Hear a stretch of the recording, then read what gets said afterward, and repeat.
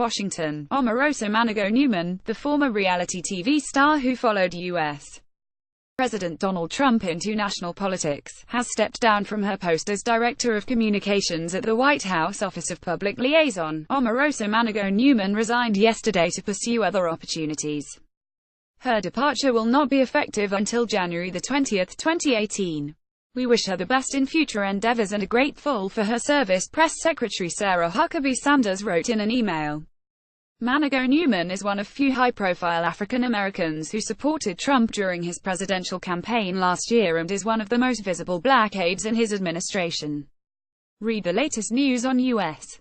President Donald Trump. A White House official with knowledge of the dynamics said Trump's chief of staff John Kelly pushed Newman out and had been frustrated with her for several months. Newman did not go quietly, and was eventually escorted off the premises. She did not voluntarily resign, this person said. Newman was not well liked by some White House advisors, including Kelly, as well as Reince Priebus, the former chief of staff, and Jared Kushner, the president's son-in-law and senior advisor, according to multiple White House officials. Early in his tenure, Kelly identified the public liaison office as a major problem that he had to contend with, but it took months to move Newman to it, these people said. While Newman is staying until January 20, she is not expected to frequently be at the White House. Newman was a polarizing figure in the White House, known for interrupting meetings, subverting chains of command and erupting at other aides she didn't like. But Trump liked her, and she attended several recent events, including the opening of a civil rights museum in Mississippi on Saturday. Read more. Journalist says Omarosa bullied her in White House. Former apprentice contestant Omarosa hired for Trump's White House outreach. Her White House role was unclear and the subject of news reports and sniping by her critics. She struggled to help Trump build a relationship with African Americans, who have consistently given the president low approval ratings. Newman also frequently clashed with her colleagues inside the White House, reportedly using her friendship with Trump to ignore the chain of command.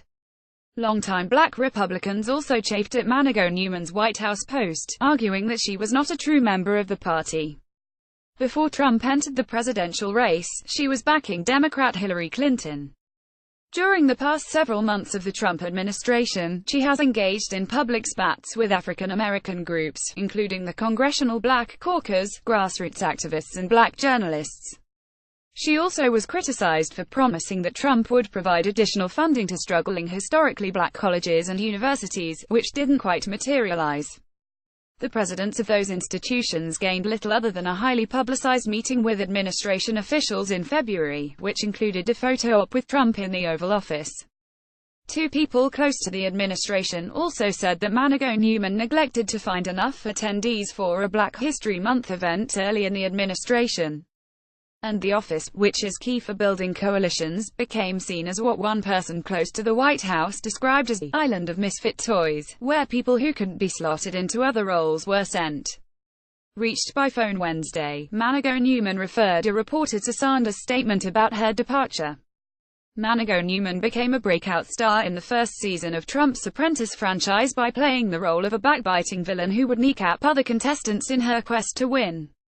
She did not take the top prize, but she became a favorite of Trump, who invited her to participate in subsequent iterations of the show. She brought that confrontational persona to the political arena, fiercely defending Trump against accusations that he was racist and ist.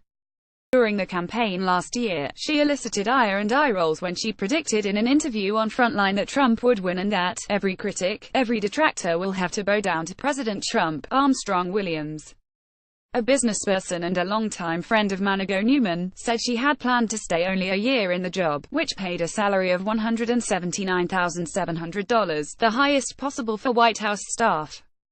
Asked about reports that Newman had been forced out, he said, "It depends on whose narrative you want to believe." But he didn't dispute the notion that she and Kelly clashed. "You have to remember, there was a time when Omarosa was one of the few people who could walk right into the president's office. To cut it off is a big deal," he said. "Omarosa is a beast. She's headstrong, brash, sassy. She's in your face. She's like Trump. "She's the female Donald Trump," he said, adding, "There's a price you pay when you have a Trump personality and don't have the power to go along with it." In April, Manago Newman, who is also an ordained minister, married John Allen Newman, at the time pastor of a church in Jacksonville, Florida, at Trump International Hotel in downtown Washington. The wedding was initially slated to take place in Florida but was relocated because of undisclosed security concerns. Trump did not attend the wedding. With files from the New York Times.